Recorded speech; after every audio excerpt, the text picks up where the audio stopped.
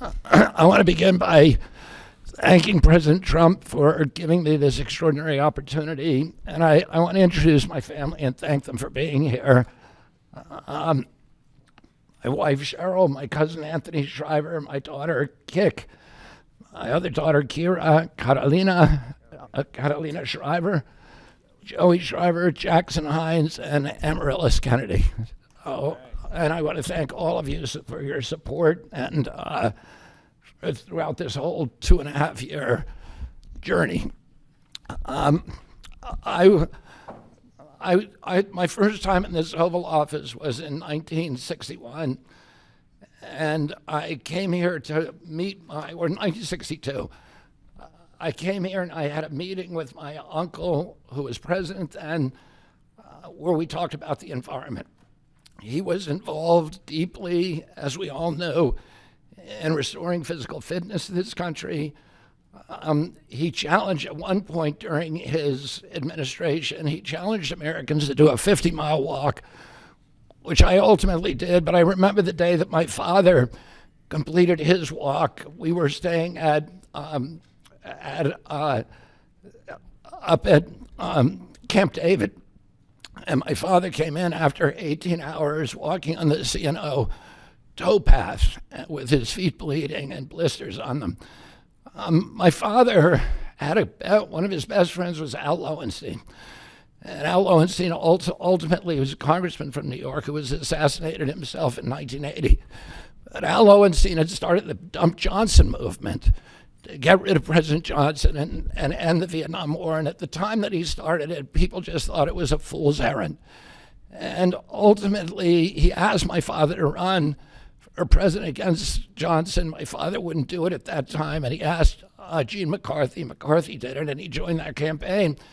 And my father ultimately ran, and Johnson then dropped out. So Al Lowenstein succeeded.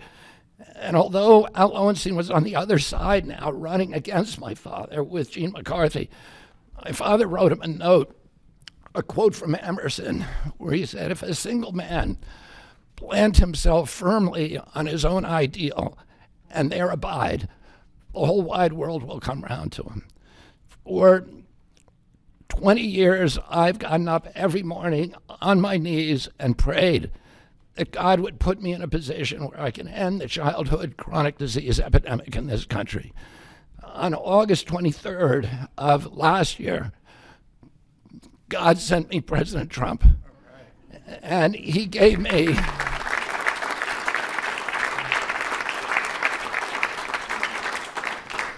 he's now given me, he's kept every promise that he's made to me. He's kept his word in every account and gone way beyond it. I'm so grateful to you, Mr. President. A lot of people told me that I couldn't trust President Trump, that I better get it in writing. And we did a handshake, and everything that he told me he was going to do, he has done. And I'm so grateful to him, and I've told you before, I genuinely believe that you are a pivotal historical figure, that you are going to transform this country at a time when we see all of the indicia of democracy now in tatters in our country. We see the rise of the military-industrial complex, the rise of totalitarianism, these attacks on our Constitution, and this breathtaking epidemic that is disabling our people. President Trump has promised to restore the American dream in this country. A healthy person has 1,000 dreams. A sick person only has one. 60% of our population has only one dream, that they get better. President Trump has promised that he's going to restore America's strength. But we can't be a strong nation if we have a weak citizenry. If people are sick, 60% of our people are sick, 77%, as President Trump mentioned, of our children cannot qualify for military service. And we need a man on a white horse now. We need somebody who is willing to come in and has the spine and the guts and the strength to challenge orthodoxies, to stand in the way of vested interests, and to break institutions that have turned against our democracy. President Trump has shown again and again that he is that hero. And most recently, I greatly appreciate it, and I called you the day that you announced the termination of USAID. My uncle started USAID in 1961 for humanitarian purposes, to put our country on the side of the poor. It has been captured by the military-industrial complex.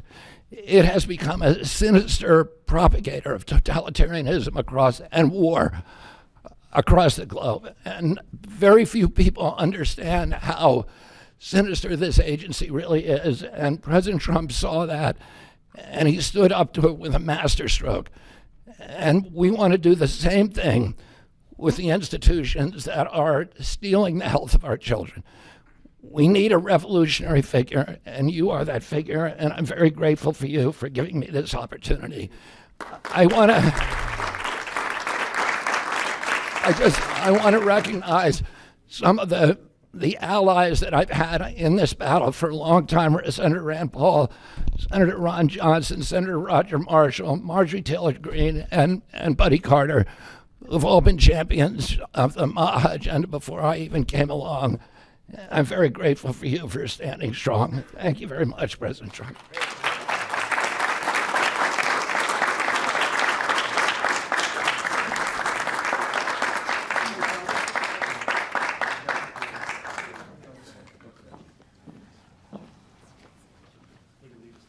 Mr. Secretary, if I could ask, what plans do you have immediately at HHS now that you're sworn in, sir? He's going to be running it. He's going to do a great job. What would you like That's to my see to plan. do first, Well, Mr. he's going President? to find out a lot of secrets that have been maybe kept from us, but he's going to come up with some solutions to some big problems, health problems. And I think he's going to go down in the record books. I really have confidence. This group has great, even Rand has confidence, and that doesn't happen often.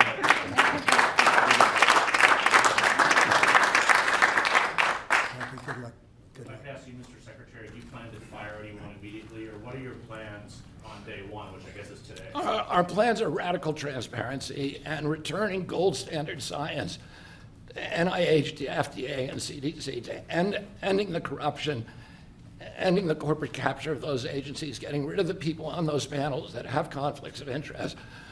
So we can do unadored and unimpeded science rather than the kind of product that is coming out of those agencies today. Mr. Secretary, may I ask, how do you address concerns that some Americans may have about your stance on vaccines? When people actually hear what I think about vaccines, which is common sense, which is vaccines should be tested, they should be safe, everybody should have informed consent, people are reacting because they hear things about me that aren't true.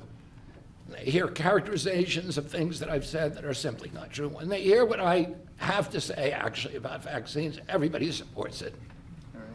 Mr. Kennedy, Kara Castronovo from Lindell TV. What's your message to Democrats in the Senate that fought so hard to keep you from taking this position? And congratulations, by the way.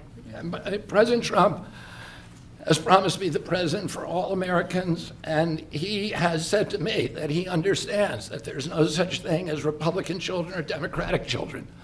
All of our children need to be protected, and whether you're in a blue state or red state, I'm going to do everything I can to work with you, whether you're Democrat or Republican, to restore child's health in this country. Mr. Secretary. Great job. Great job. Thank you all very much. All right, guys.